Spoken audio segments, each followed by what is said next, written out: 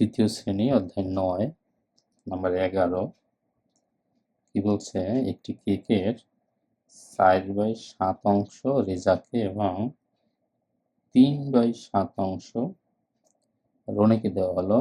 রেজাকে রনি অপেক্ষা কত অংশ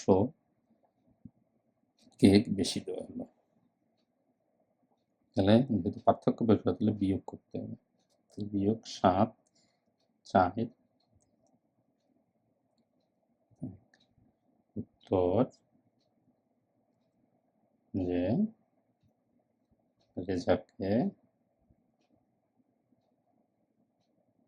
1/7 অংশ বেশি দেওয়া হলো।